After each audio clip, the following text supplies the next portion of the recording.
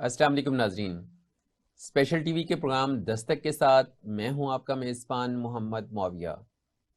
नाजरीन, आज हमारे साथ हमारे मेहमान हैं मोहम्मद एजाज तनवीर, पाकिस्तान बिजनेस फोरम लाहौर के सदर हैं।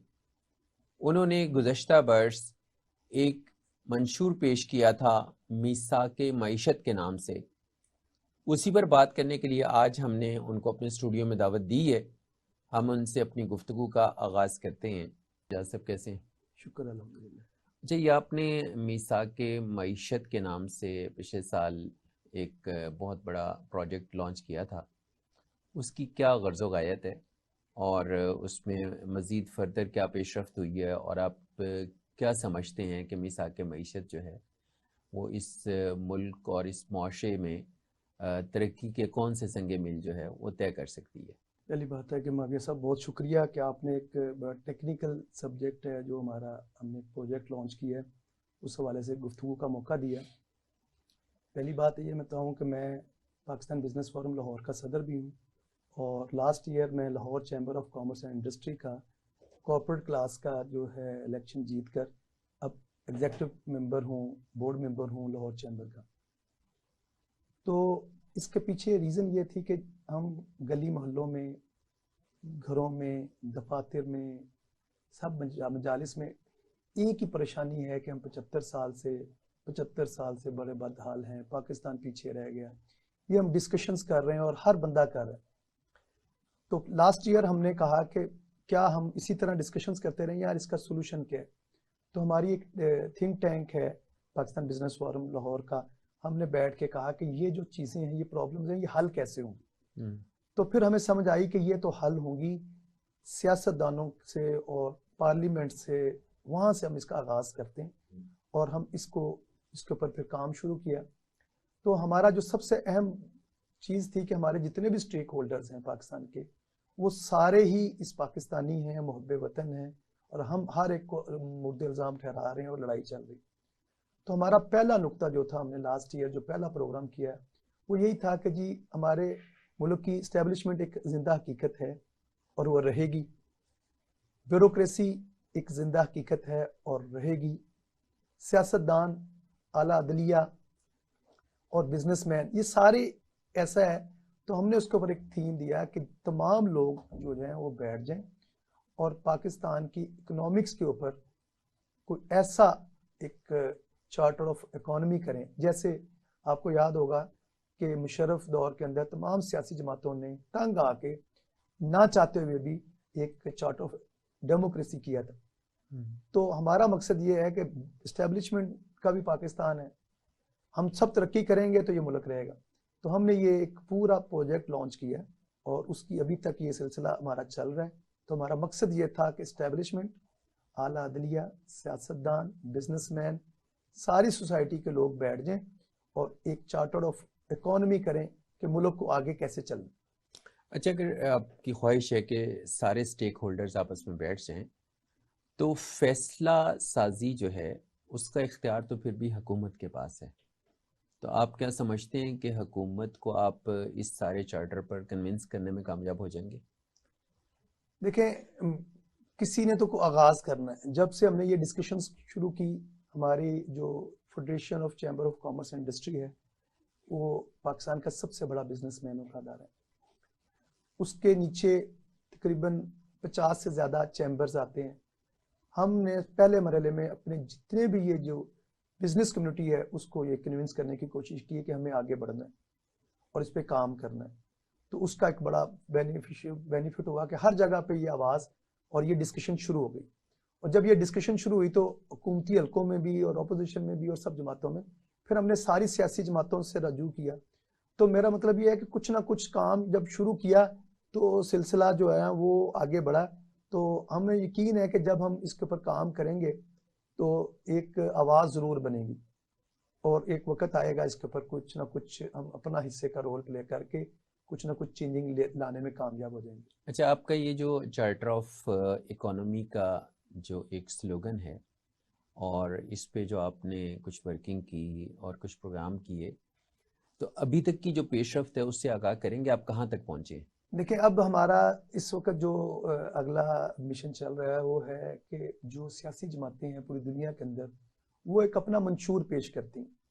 वो मंशूर पेश करती हैं, टेबल पे आती हैं, डिस्कशंस होती हैं, लोग दोनों और तीनों जितनी पार्टीज होती हैं उनका डिस्कशन सुनती हैं और उनके मंशूर को फिर वोट देती हैं।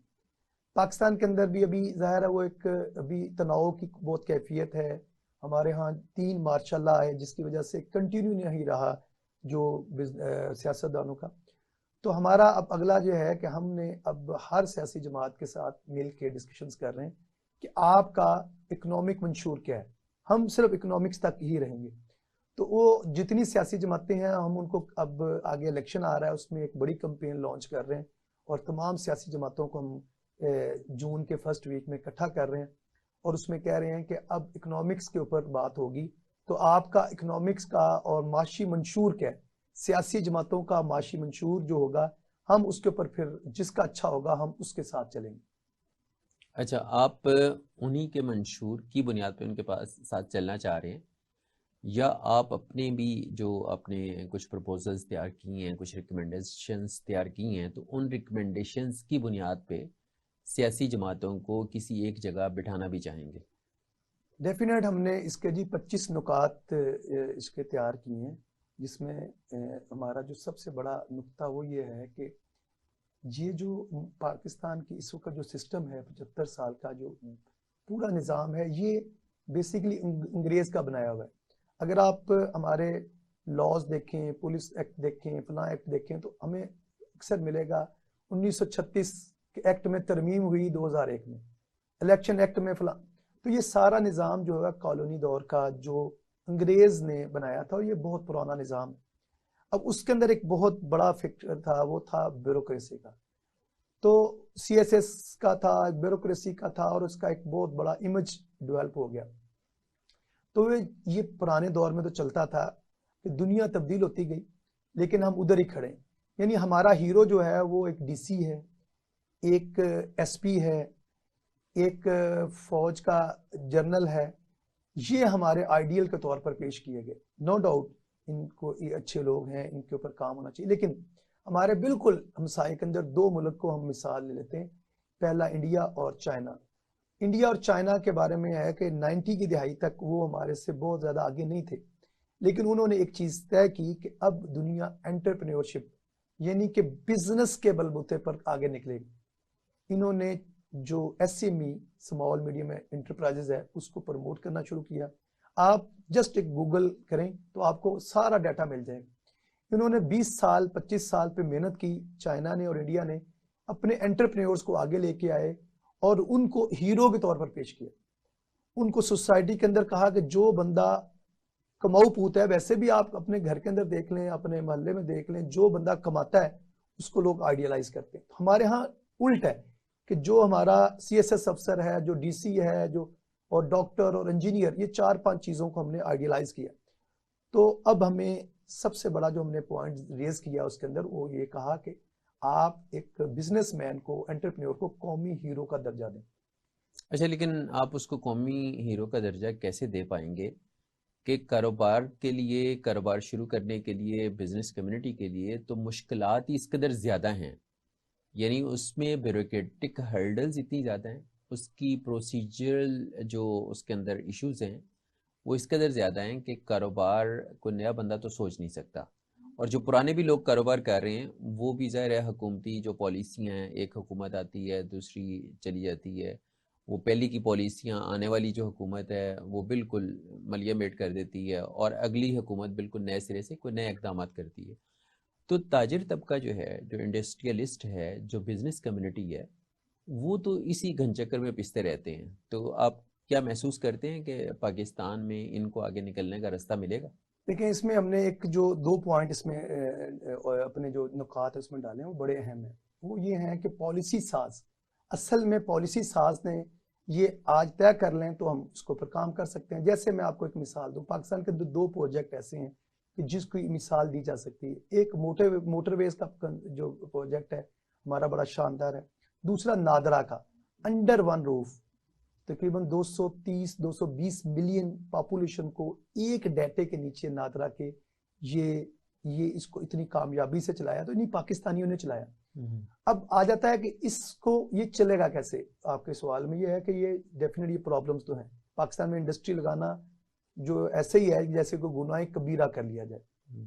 इसका हल क्या है? हल ये है, प्रॉब्लम ये है कि हमारी जो 276 या 300 लोगों का जो अवान है कौमी असम्बली का, सितम ज़रीफ़ी ये है कि इसके अंदर जागीरदार हैं, और दूसरी सितम ज़रीफ़ी ये है कि इस वक्त 90% उसमें प्रॉपर्टी डीलर्स हैं।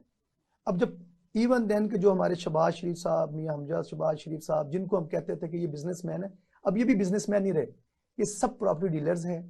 ये हाउसिंग सोसाइटीज जो है वो बिजनेस जो है, क्योंकि पाकिस्तान में उसको ग्लैमराइज किया गया, उसको चलाना आसान था, वो उस सारे नुमाइंदे उसमें, हमने उसमें अपनी जो 25 नुकाती प्रपोजल हैं उसके अंदर पेश किया है कि जो फेडरेशन का नुमाइंदा, हमारा फेडरेशन का जो प्रेसिडेंट है वो बिजनेसमैन है, उसको इस टेक्नोक्रेट की सीट क्रिएट करके उसको हर कबीना का हिस्सा होना चाहिए, ताकि पॉलिसीज के अंदर वो अपनी जो बातें हैं वो कबीना को बताए, और फिर वो एक सोच। दूसरा, हमने कहा कि जो चैम्बर्स हैं उनके कुछ नुमाइंदे जो हैं वो सूबाई असम्बलियों में, और इसी तरह बड़ा ही अहम शोबा है जिसको हमने सारे सियासतदानों ने इग्नोर किया है, वो है बल्दियाती निज़ाम।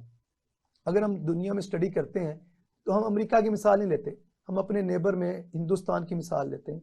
तो हिंदुस्तान के अंदर अभी कोई चंद साल पहले जो आम आदमी पार्टी जो है वो एक छोटी पार्टी उठी, और उसने एक डिस्ट्रिक्ट के अंदर अपना जो है वो हुकूमत बनाई, और उसने जो बातें की थी उसने उसको प्रूव करके दिखाई। तो हमारा जो बल्दियाती निज़ाम है उसके अंदर भी जो बिजनेस के नुमाइंदे और इंडस्ट्रियलिस्टों के नुमाइंदे होंगे तो फिर पॉलिसी साजी होगी, और इसके बगैर आगे मुल्क नहीं चल सकता। ना हम वो जो 125 अरब डॉलर का कर्जे की बात करते हैं, हम जहालत की बात करते हैं, 2 करोड़ लोगों के जो बच्चों की स्कूल से बाहर हैं, 8 करोड़ लोग जो पॉवर्टी लाइन से नीचे हैं, इनको हम आगे ले जा ही नहीं सकते, क्योंकि दुनिया के अंदर मॉडल चाइना के हमारे सामने है कि वो जो सी पैक का ऊपर वाला प्रोजेक्ट वो कर रहा है। अगर उसको स्टडी करें तो उसके पीछे यह है कि वो अपने ऊपर वाले इलाके जो हैं उसको पॉवर्टी जो है ना उसकी लाइन से ऊपर लाना चाह रहे। तो मैं समझता हूँ जो आपने बात की है कि पॉलिसी साजी के अंदर बिजनेसमैन का असेंबली के होना, अंदर होना बहुत जरूरी है। अच्छा इजाज़ तनवीर साहब, देखें असेंबली में जो पहुंचना है वो तो आपको जो रिवायती सियासी जमातें हैं या हमारा जो एक रिवायती पॉलिटिकल सिस्टम है, इसी से गुजर के आप पहुंच पाएंगे ना। अच्छा, जो बात आपने की कि जो ताजिर हजरात हैं, जो बिज़नेस कम्युनिटी है, उनका स्टेट अफेयर्स में कोई कंट्रीब्यूशन होना चाहिए कि उनको किसी तरह वजारतों में पहुंचाया जाए।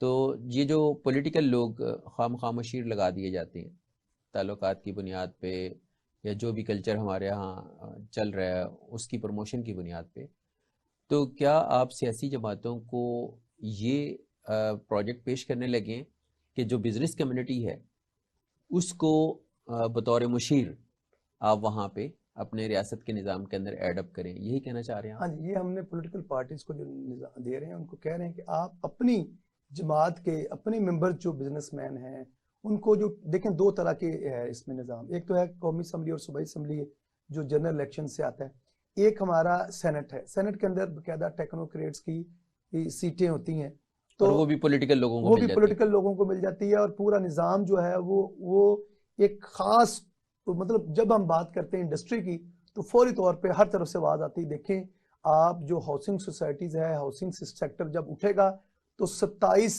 या 30 इंडस्ट्रीज उठ जाएंगी। और भाई बात यह है कि हाउसिंग सोसाइटी जो है उसको तीसरे चौथे दर्जे पे होना चाहिए।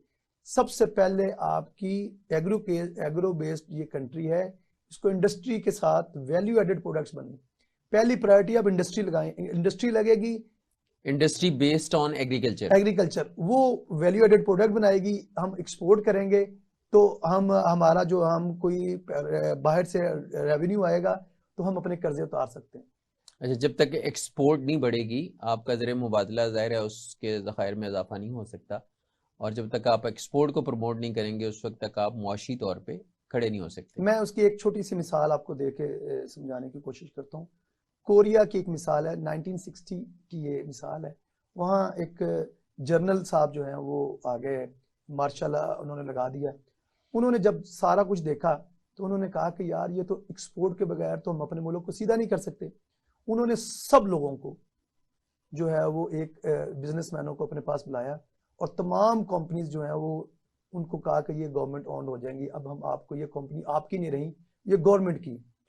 तो बिजनेसमैन ने कहा कि ये क्या हो रहा है। उन्होंने कहा जी अगर एक शर्त है, ये कंपनीज गवर्नमेंट की हो गई, अगर आप एक्सपोर्ट करेंगे तो हम कंपनीज आपको वापस कर देंगे। जो बंदा एक्सपोर्ट करेगा कंपनी उसको वापस मिल जाएगी। अब मजे की बात है कि उसमें हुंडई जो कंपनी है वो बैठी हुई थी, उनके चेयरमैन, उन्होंने कहा हम तो उस वक्त वो कंस्ट्रक्शन करते थे, वो गाड़ियां नहीं बनाते थे। ये 1960 की बात है। आप यकीन करें कि उन्होंने कहा कि हम तो कंस्ट्रक्शन करते हैं, हम कैसे जो है वो एक्सपोर्ट कर सकते हैं। उसने कहा इंडोनेशिया, मलेशिया इस वक्त ग्रो कर रहा है, वहाँ कंस्ट्रक्शंस हो रही हैं, आप वहाँ जाएं, बिट दें और वहाँ जाके कंस्ट्रक्शन करें, वहाँ से एक्सपोर्ट करके लेके आए। वो एक ऐसा पॉइंट था, टर्निंग था कि उस वक्त $0.5 बिलियन की उसकी एक्सपोर्ट थी। आप गूगल करेंगे तो आपको मिल जाएगी, ये 1960 की बात है। अब इस दफा अब जो है वो 700 के 600 बिलियन डॉलर्स की वो एक्सपोर्ट करते हैं। हुंडई गाड़ियां हैं और बड़े बड़े ब्रांड्स हैं। तो ये सिर्फ सोचने का और अमल करने का काम है। और पाकिस्तानी जो कौम है, बिजनेसमैन है, एग्रीकल्चर है, ये सारी चीजें बड़ी सूटेबल हैं। अगर सिर्फ एक उस कोरिया की मिसाल हम सामने रखें तो हम एक्सपोर्ट ओरिएंटेड कंट्री बन जाए। लेकिन जैसे साहब बात यह है कि जो पॉलिसी मेकर्स हैं वो तो आपके ब्यूरोक्रेट्स हैं, रिकमेंडेशंस तो यहीं से जाती हैं। सियासतदानों में तो उस दर्जे की हम अहलियत नहीं देखते कि वो खुद से चीज़ें डिज़ाइन करें, पॉलिसी दें और फिर उस डायरेक्शन पे मुल्क को लेके चलें। तो क्या ब्यूरोक्रेटिक जो हमारा सिस्टम है वो जितना स्लो डाउन है या उसमें जितना वो अथॉरिटेटिव है कि वो अपने आप को अकले कुल समझते हैं, तो क्या आप समझते हैं कि बिजनेस कम्युनिटी जो है वो इस सिस्टम में से रास्ता निकाल पाएगी? देखिए, मैंने सबसे पहला जो हमने पॉइंट दिया था वो ये था कि इस्टेब्लिशमेंट, ब्यूरोक्रेसी, आला अदलिया और सियासतदान सारे मिलकर मिसाके मईशत पे काम करें। फिर उसके ऊपर वो यही था कि ये दिनों के अंदर काम हो सकता है। वो कैसे? मैंने आपको 2 मिसालें दी हैं। इसी ही पाकिस्तान के अंदर मोटरवेज बनी हैं और वो NHA ने बनाई हैं, और NHA की जो आप GT रोड को देखें और मोटरवे को देखें, दोनों का कंपैरिजन ही नहीं बनता। अब इसी तरह मैंने आपकी दूसरी मिसाल दी है नादरा की।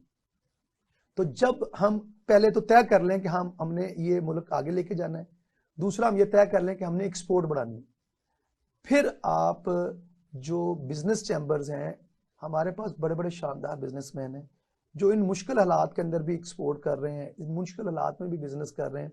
आपको पता है ये एक बहुत बड़ा फिगर है कि टोटल GDP का 20% जो है वो इंडस्ट्री का हिस्सा है और 72% टैक्सेस ये देती है। दोबारा मैं ये दोहरा देता हूं कि 20% जो टोटल GDP है वो इंडस्ट्री को उसका हिस्सा है और 72% टैक्स वो देती है। अगर हम इस 20% के हिस्से को हम 40% पे ले जाएं तो टैक्स कहां का कहां चला जाएगा। तो मुल्क के अंदर ब्यूरोक्रेट्स भी तरक्की करेंगे, मुल्क के अंदर एस्टेब्लिशमेंट भी तरक्की करेगी, मुल्क खुशहाल होगा तो सब तरक्की करेंगे। वरना यह है कि अब आगे आने वाला दौर जो है वो बहुत ही खतरनाक है। जिस तरह अब आप देखें 2 साल से पाकिस्तान जिस तरह भंवर में फंसा हुआ है, अब तो हमारे पर इतबार करने वाला भी कोई नहीं, ना लोग हमें पैसे देने के लिए तैयार हैं। कहते हैं कि आप लोग ठीक नहीं है, तो फिर ये कोलैप्स कर जाएगा। ये फिर जो चीफ सेक्रेटरी साहब होंगे और DC साहब होंगे, वो फिर अनारगी वाली मिसाल है जैसे अब सूडान के अंदर हो रही है, लोग वहां से निकल रहे हैं। तो ये मुल्क अगर बचाना है तो हमें पॉलिसीज के ऊपर काम करना है। यानी आप ये कहना चाह रहे हैं कि हम लोग खुद अपनी हरकतें अगर ठीक कर लें तो सीधी सीमत में चलने का रास्ता जो है वो निकल सकता है। देखें, इसमें जो सबसे आसान जिसके ऊपर हम चल भी पड़े हुए हैं वो है कि मुल्क की पूरी ब्यूरोक्रेसी का निज़ाम जो है वो तय कर लें कि हम 1 साल के अंदर डिजिटलाइजेशन कर देनी है, हमने डिजिटल कर देना है। और हुआ है काम बहुत सारा। देखें, लैंड रिफॉर्म्स हो गई हुई है, रिकॉर्ड डिजिटल पे चढ़ गया हुआ है, हमारा नादरा का बहुत सारा निज़ाम चढ़ गया हुआ है, FBI चढ़ गया हुआ है। इनको सबको कनेक्ट करें और जो बंदा टैक्स नहीं देता उसको उस गैजेट्स के थ्रू मिनट्स के अंदर पकड़ा जा सकता है। आप तय कर लें तो ये मैं समझता हूँ कि 1 साल से कम, क्योंकि हमारे पास पाकिस्तान में बड़े बड़े अच्छे एक्सपर्ट्स और बड़े अच्छे अदारे मौजूद हैं, इन सारों को कनेक्शन कर दें और एक शाम को ही आप चीज़ों को कर सकते हैं। मैं इसकी एक मिसाल देता हूँ। यानी गवर्नेंस का जो ओवरऑल मॉडल है उसके अंदर रैपिड जो रिफॉर्म्स है उनकी जरूरत है, और वो रिफॉर्म सिर्फ डिजिटलाइजेशन और कनेक्टिविटी की है। कनेक्शन बने हुए हैं, लेकिन नादरा बना हुआ है, उसके पास पता है, FIA के पास रिकॉर्ड है कि कौन बंदा बाहर जाता है, जो बंदा, जितने स्कूल्स हैं बड़े बड़े बहुत सारी फीसें देते हैं, उसका रिकॉर्ड मौजूद है। आपको मैं एक और हैरानगी की बात बताऊं कि तकरीबन पाकिस्तान के अंदर 65 लाख के करीब कमर्शियल मीटर्स हैं। ये वापडा के पास रिकॉर्ड मौजूद है। आज 65 लाख कमर्शियल मीटर्स हैं, इसका मतलब वहां कमर्शियल काम हो रहा है, एक बिजनेस एक्टिविटी हो रही है। लेकिन जो टैक्स हमारा टोटल जो लोग हैं वो 2 मिलियन रिटर्न जमा कराते हैं, इसका मतलब 6 मिलियन तो सिर्फ हमारे कमर्शियल मीटर्स हैं, तो ऑटोमेटिकली 6 मिलियन लोगों को तो रिटर्न जमा करानी चाहिए। तो वापडा के पास रिकॉर्ड है, नादरा के पास है, FIA के पास है, सारे बैंकों के पास रिकॉर्ड है। इन सारों को एक जगह इकट्ठा करें, इसको डिजिटलाइजेशन कहेंगे, और ये काम हुआ है। और ये 6 महीनों के अंदर ही आप सारी जो आप कहते हैं इस वक्त 9,000 अरब का जो आपने एक हदफ रखा है, तो ये आपका 12-13 हजार अरब आप इकट्ठा कर सकते हैं। तो ये कोई मुश्किल काम नहीं है, ये अनहोनी नहीं है, ये सिर्फ विल की बात है कि पाकिस्तान के अंदर 2 चीज़ों के ऊपर काम करें। एक तो इकोनॉमिक्स के ऊपर काम करें, दूसरा ये तय कर लें कि हमने एक्सपोर्ट जो है वो लाइफ लाइन है पाकिस्तान की, उसको सीधा करना। ये 2 पॉइंट जब पकड़ लेंगे तो नीचे वाली चीज़ें जो है, मैंने आपको बताया कि काम हुआ है। आपको एक और बात बताऊँ, जितनी हाउसिंग सोसाइटीज़ हैं, जितने हमारे जो वो प्लॉट ट्रांसफर होता है, तो 2 तरह के पैसे जो हैं वो उसमें जमा होते हैं। एक CTTV में उसको कहते हैं, वो स्टेट बैंक के अंदर जमा होती है, एक जो है वो हाउसिंग सोसाइटी के खाते में जमा होती है। हर रोज ट्रांसफर हो रहे हैं प्लॉट्स, लेकिन FBR के रिकॉर्ड के अंदर वो शो ही नहीं हो रहे।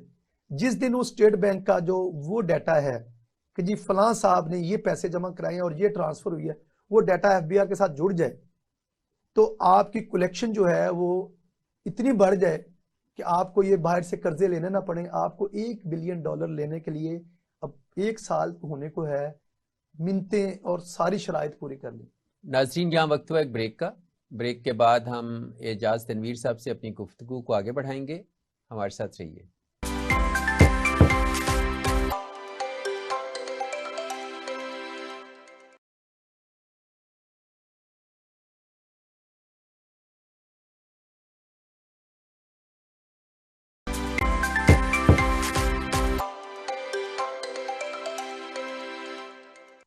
Welcome back. आपने कहा कि बिजनेस कम्युनिटी जो है उसको प्रमोट किया जाए, उसको काम करने का मौका दिया जाए, एक्सपोर्ट्स बढ़ाई जाए, तो क्या आप प्रायोरिटाइज कर सकते हैं कि कौन सी 3 सेक्टर्स, 3 शोबे ऐसे हैं कि जिस पे जम के काम किया जाए तो पाकिस्तान को हम बहुत जल्द मुआशी बहरान से हम निकाल सकते हैं? मावी साहब, बहुत ही ज़बरदस्त किस्म का आपने पॉइंट रेज किया है। हमारे जो 25 निकात हैं उसके अंदर हमारा जो 2-3 चीज़ों पे हमने बहुत ज़्यादा फोकस किया। देखें, सबसे पहली बात यह है कि हमारा एग्रीकल्चर बेस्ड मुल्क है और 70% से ज़्यादा लोग हमारे इकोनॉमी से वाबस्ते हैं।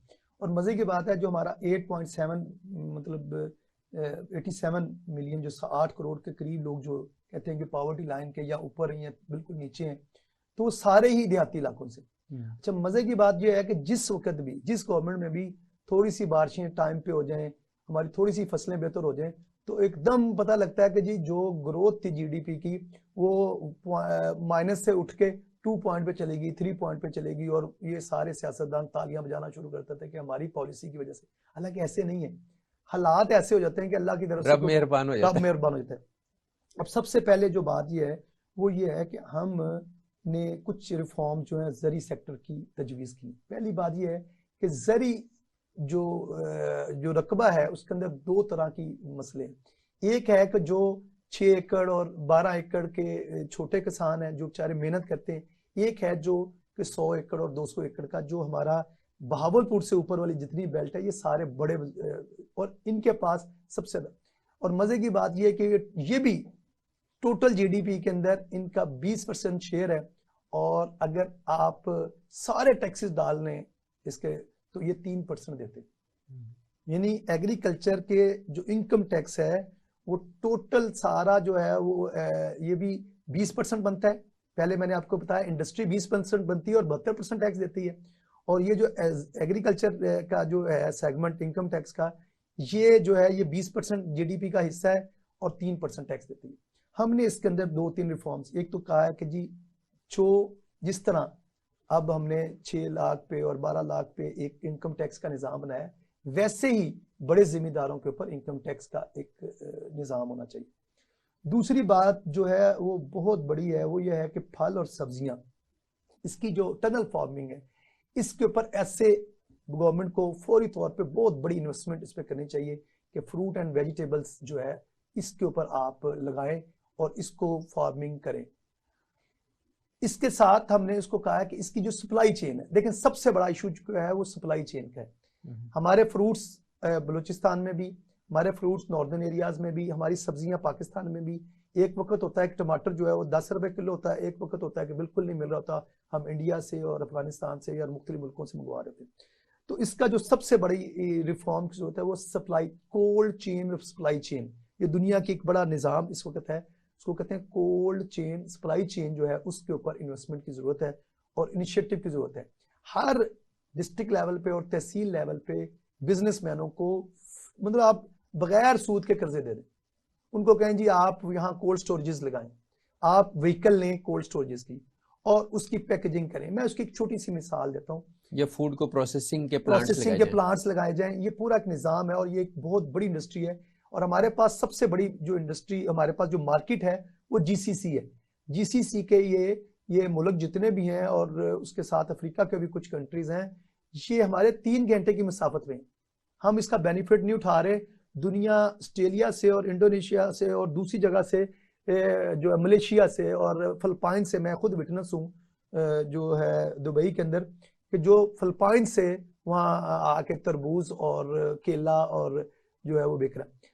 तो उसकी सप्लाई चेन के ऊपर आप काम करें तो हमारे पास जीसीसी की बहुत बड़ी मार्केट, जो 3 घंटे की मसाफत में हम वहां पहुंच सकते हैं।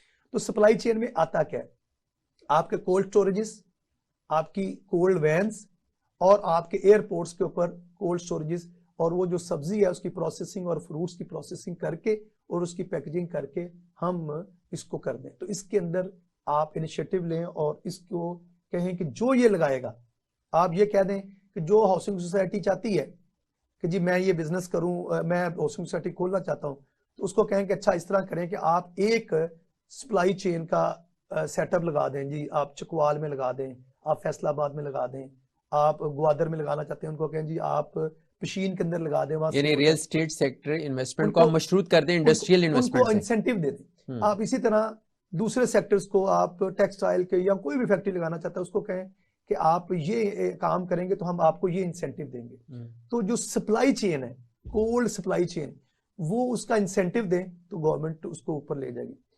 तीसरी चीज जो है वो अब आ जाता है, अब दूसरा सेक्टर, एक तो मैंने एग्रीकल्चर की आपको बता दी, और इसमें सबसे बड़ा इशू हमारी जो है जदीद तरीके से फार्मिंग, जो हम चाइना से भी ले सकते हैं कि आप वर्टिकल फार्मिंग करवा दें, टनल फार्मिंग करवा दें। बहुत सारा ऐसा फ्रूट और सब्जियां हैं जो हमें पाकिस्तान में भी चाहिए और बाहर भी चाहिए, उसको प्रोसेसिंग करा दें। इसमें हमारे अपने एग्री रिसर्च सेंटर्स हर डिस्ट्रिक्ट में मौजूद है। और बैंकों को जिस तरह आपने कार इंडस्ट्री के साथ कर दिया है कि वो कर दें, इस तरह बैंकों को आप फंड्स दें, उसको कहेंगे जी इसको इंसेंटिव करें। ये तो मैंने फ्रूट्स, सब्जियां और सप्लाई चेन, जो कोल्ड सप्लाई चेन एग्रीकल्चर कर दी। दूसरी बात यह है कि हमने एक सेक्टर को जो है वो इंडस्ट्री का दर्जा दिया, वो टेक्सटाइल इंडस्ट्री। नो डाउट बड़ी अच्छी बात है। मैं कहता हूं कि 3-4 सेक्टर ऐसे हैं कि जिसके अंदर हमें इमरजेंसी बेसिस पे उसको इंडस्ट्री का दर्जा देना चाहिए।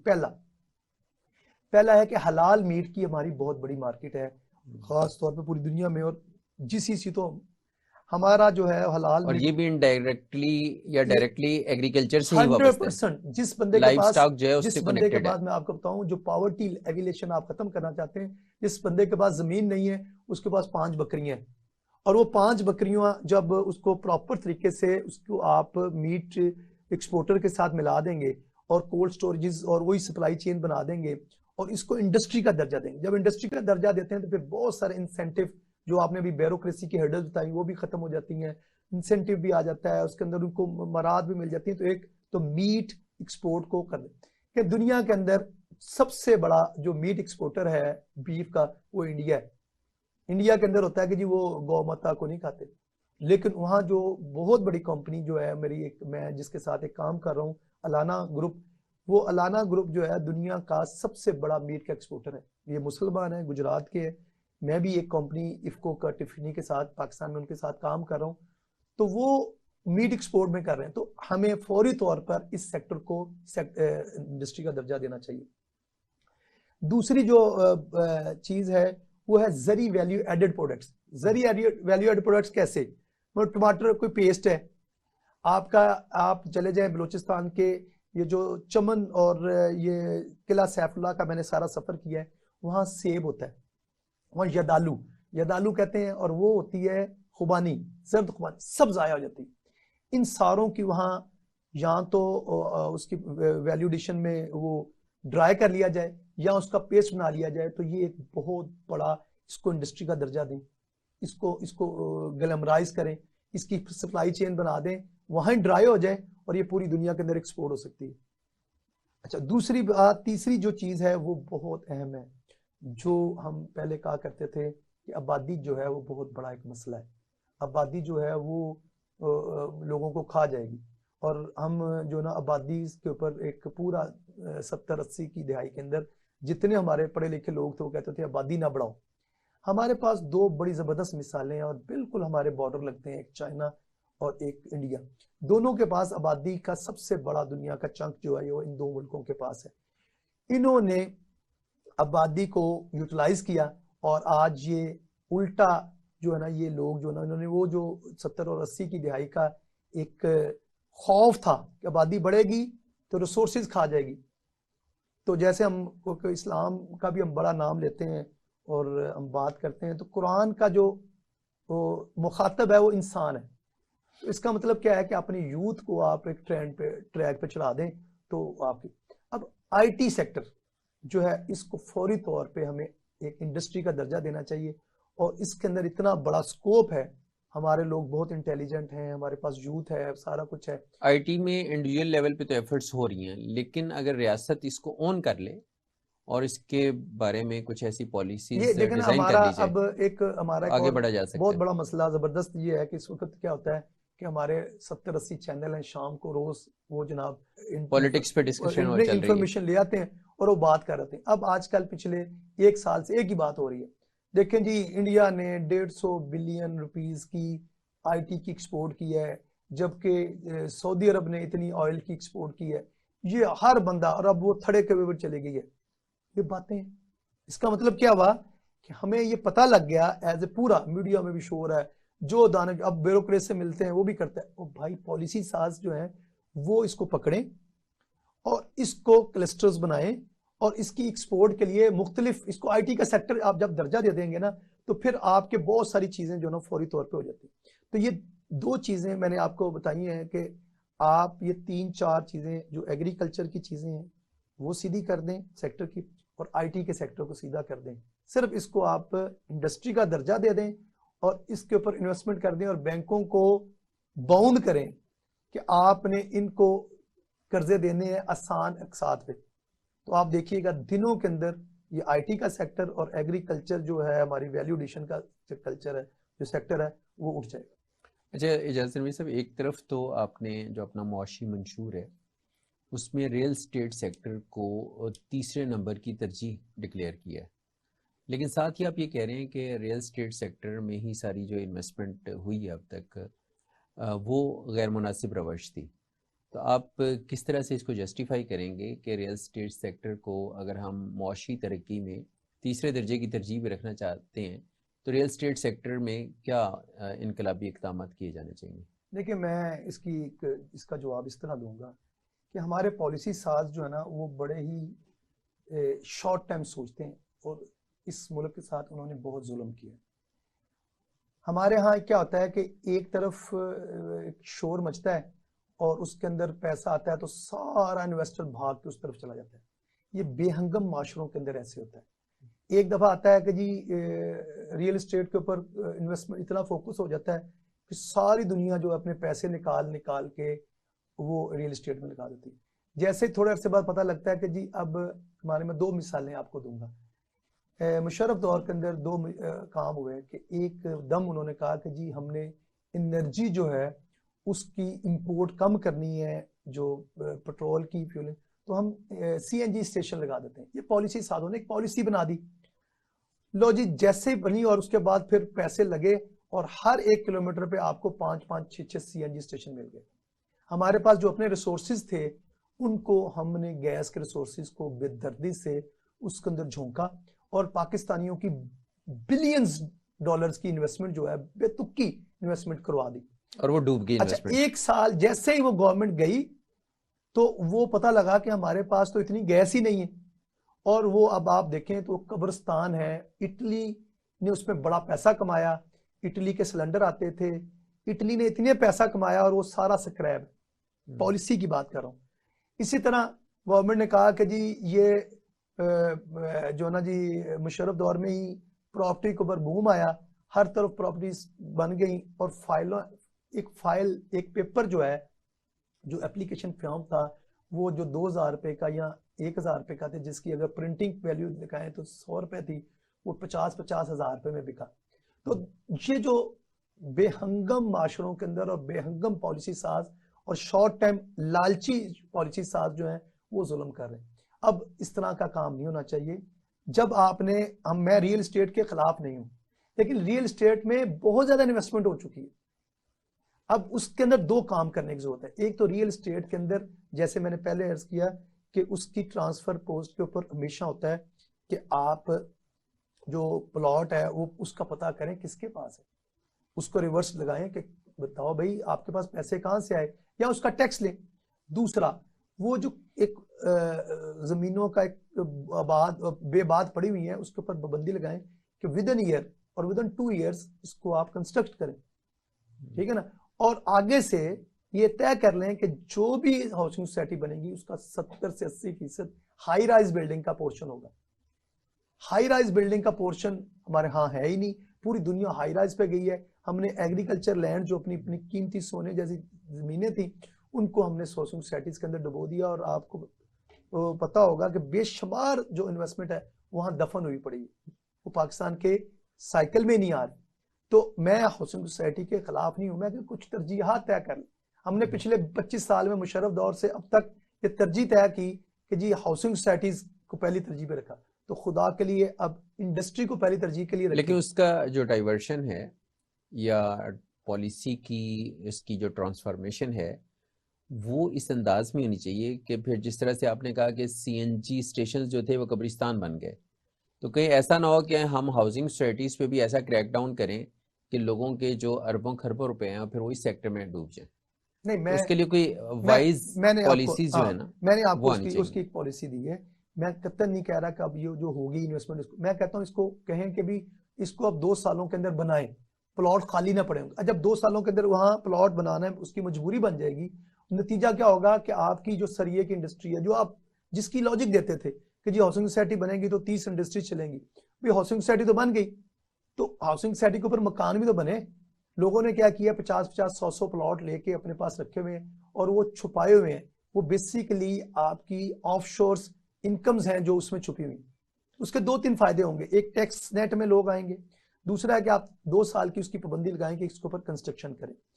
उसके आगे फ्यूचर में हर हाउसिंग सोसाइटी को कहें कि आप 70% जो भी आप हाउसिंग सोसाइटी लॉन्च करें उसको हाई राइज बिल्डिंग पे कर दें। तो ये 2 पॉलिसीज हैं, इसमें किसी का पैसा नहीं डूबेगा, बल्कि वो जो 2 साल के अंदर मकान बनाएंगे पाकिस्तान के अंदर, आप देखिएगा कि बड़ी जल्दी जो है ना जी एक साइकिल जो है जो इस वक्त मुंजमद हुआ है वो रुक जाए। सही। अच्छा, इसके अलावा आप क्या समझते हैं कि ये जो 3 सेक्टर्स आपने भी यहाँ पे बताए हैं, इनके नतीजे में तो पाकिस्तान की एक्सपोर्ट्स भी बढ़ेंगी, इकोनॉमिक एक्टिविटी भी जनरेट होगी और पाकिस्तान जो है वो खुशहाली का सफ़र तेज़ी से तय कर सकता है। लेकिन इजाज़ नबी साहब अगेन बात यही है कि जब तक जो पॉलिसी साज हैं वहाँ तक बिजनेस कम्युनिटी नहीं पहुँचेगी, जो असल स्टेक होल्डर्स हैं, तब तक डिसीजंस जो हैं वो तो आपके इकोनॉमी फ्रेंडली नहीं हो सकते। ये हमने जो माशी मंशूर दो और हमारे वोट लो, ये हमने नारा जो शुरू किया है, ये एक एफर्ट है और हम हर चैम्बर को कह रहे हैं। हमारे जो फेडरेशन के प्रेसिडेंट हैं इरफान इकबाल शेख, उनको भी हमने ये प्रपोजल दी, उन्होंने फिर एक बड़ी अच्छी प्रपोजल बना के इस पर काम शुरू किया है। तो ये तो आपकी बात सही है कि बिजनेस कम्युनिटी को खुद उठना पड़ेगा। मैं आपको एक और इसमें बड़ी ज़बरदस्त चीज़ जो है ना जी वो बताऊंगा। एक चीज़ और एक्सपोर्ट बढ़ाने के लिए बहुत ज़रूरी है, वो अगर हम इसको कर दें तो वो है हमारे रॉ मटेरियल्स पाकिस्तान में अभी नहीं प्रोड्यूस हो रहे। हमें गवर्नमेंट को फौरी तौर पे ये फैसला करना चाहिए कि बड़े बड़े इंडस्ट्रियलिस्ट, मियां मंशा साहब हैं, सफ़ायर वाले हैं, गुल अहमद वाले हैं, मुख्तलिफ लोगों से हम उनको मिलें और उनको कहें कि यार आप जो है ना जी इस रॉ मटेरियल की आप इंडस्ट्री लगाएं, हम आपको इतने साल के लिए 10 साल के लिए फ्री जो है वो कर देंगे। इस वक्त एक्सपोर्ट में एक बहुत बड़ी हर्डल जो है वो ये है कि हमारे पास शुगर है, हमारे पास फ्लोर है, हमारे पास एग है, हमारे पास वेजिटेबल्स हैं, फ्रूट्स हैं, तो ये इतनी बड़ी नेमत है, इसकी प्रोसेसिंग के अंदर जो रॉ मटेरियल इस्तेमाल होते हैं वो हमारे पास नहीं बनते। तो गवर्नमेंट इसको जंगी बुनियादों पे इस पे भी अगर काम कर दे तो हमारी जो एक्सपोर्ट $31 बिलियन पहले गई थी, तो ये मैं समझता हूँ कि ये सिर्फ ये एक रॉ मटेरियल वाला काम करने से 3-4 गुना बढ़ जाएगी। तो ये एक सेक्टर जो है वो भी गवर्नमेंट की है। लेकिन बात फिर वही है कि हमें बिजनेस कम्युनिटी को अब वो जो है कि मैं टैक्स नहीं दूंगा, तालाबंदी हो जाएगी, चीजें हो जाएंगी, हड़तालें हो जाएंगी, उससे निकलना होगा। एक और पॉजिटिविटी की तरफ आना चाहिए। जाना चाहिए। एक चीज और है जो इसमें खासे लोग इसमें नाराज भी होंगे शायद इस बात से मेरे पास, मैं एक और सेक्टर, मैंने आपको 3 सेक्टर बताए। एक सेक्टर बताया कि एग्रीकल्चर जो इंडस्ट्री है वो 20% है और 72% टैक्स देती है। जो हमारा एग्रीकल्चर है वो 20% है और 3% टैक्स देता है। इसके साथ एक सेक्टर हमारा ट्रेड का भी है जिससे मेरा ताल्लुक भी है, वो भी तकरीबन 18 से 20% है टोटल जीडीपी का, और वो भी टैक्स जो है वो 2 से 3% देता है। तो ये एक एरिया ऑफ टैक्स कलेक्शन का भी एरिया, इसमें कुछ काम हुआ भी है, पीओएस लगे हैं, उससे बेहतरी आई है। फिर मैं बात करूंगा कि आप डिजिटलाइजेशन कर दें और कनेक्टिविटी कर दें। जो लैंड रिफॉर्म्स हुए हैं उसको एफबीआर से, जो कमर्शियल मीटर वापडा के हैं उसका आप कनेक्टिव करके वापडा, इससे ये सारी चीजों को एक रात में कनेक्ट किया जा सकता है। काम बहुत हो चुका है, विल की जरूरत है। तो आपको अगले दिन आप कहेंगे 9,000 अरब इकट्ठा करना है, टारगेट रखेंगे, इकट्ठा हो जाएगा। आप कहेंगे 12,000 अरब इकट्ठा करना है, इकट्ठा हो जाएगा। क्यों? वो अभी लोग टैक्स नेट में है ही नहीं। जैसे मैंने बिजली के मीटर का कहा, इसी तरह गैस के मीटर जो है वो भी कोई 13-14 लाख हैं, उसके अंदर भी बहुत सारे लोग मतलब उसमें नेट में नहीं है। कमर्शियल मीटर की बात कर रहा हूँ। तो ये चीजें करने की जरूरत है जो, और इसको अंदर बिजनेस कम्युनिटी खुद उठेगी तो होगा, अदरवाइज कोई नहीं उठे, क्योंकि बिजनेस कम्युनिटी सबसे ज्यादा मुतासर होती है इससे। अच्छा, तो आप ये समझते हैं कि एक कलेक्टिव एफर्ट है, उसके नतीजे में आपके ये जो मुतालबात हैं उस पे आप डिसीजन मेकर्स को, जिसमें सियासी जमातें भी हैं, जिसमें ब्यूरोक्रेसी भी है, जिसमें एस्टेब्लिशमेंट भी है, इन सब को ले आएंगे एक पॉइंट पर? देखें जी, इंशाल्लाह हमें तो अभी बड़ी उम्मीद है, क्योंकि हमने 1 साल पहले ये तहरीक शुरू की थी और अब हर बंदे की ज़बान के ऊपर ये डिस्कशंस हैं। और इवन देन के प्राइम मिनिस्टर क्या सब लोग मिसा के मईशत की और बाकी चीज़ों की डिस्कशन शुरू होती हैं। तो ये कौमों के अंदर और चीज़ों के अंदर ऐसे ही होता है कि जब किसी एक चीज़ की डिस्कशन शुरू होती है तो कोई एक टर्निंग पॉइंट ऐसा आता है, कोई एक लीडर ऐसा आता है और कोई एक ऐसा बंदा उठता है। और वो, जैसे मैंने आपको कोरिया की मिसाल दी कि जो मार्शल एडमिनिस्ट्रेटर था उसके दिमाग में फंस गई एक्सपोर्ट। काश कि मुशर्रफ के और ज़िया-उल हक के दिमाग में ये फंस जाती कि एक्सपोर्ट, और आज हम जो ना जी वो मुशर्रफ के दिमाग में फंस गई इंपोर्ट और रियल एस्टेट, तो उसने हमारा बेड़ागर कर दिया। एक चीज़ छोटी सी और मैं आपके गोश गुजार करूँगा, कि वो ये है कि हमारे यहाँ इंडस्ट्री का एक दुश्मन है बहुत बड़ा, वो दुश्मन है स्मगलिंग। अगर हमने इंडस्ट्री को लगाना है, एक्सपोर्ट लाइफलाइन बनानी है, तो हमें रॉ मटेरियल्स यहाँ पाकिस्तान में प्रोड्यूस करने चाहिए, हमें उसका हेल्दी एनवायरनमेंट देना चाहिए अंडर वन। उसके साथ स्मगलिंग इतना बड़ा मसला है पाकिस्तान का कि इसके अंदर बहुत बड़े बड़े लोग इन्वॉल्व हैं, जिनका मैं नाम अगर लूं तो मैं खुद घबरा जाऊंगा। तो खुदा के लिए, चंद पैसों के लिए इस मुल्क, अगर मुल्क तरक्की करेगा, स्मगलिंग रुक जाएगी और मुल्क तरक्की करेगा, आप यकीन करें कि वो जो लोग थोड़े से पैसे कमाते हैं वो भी अमीर हो जाएंगे।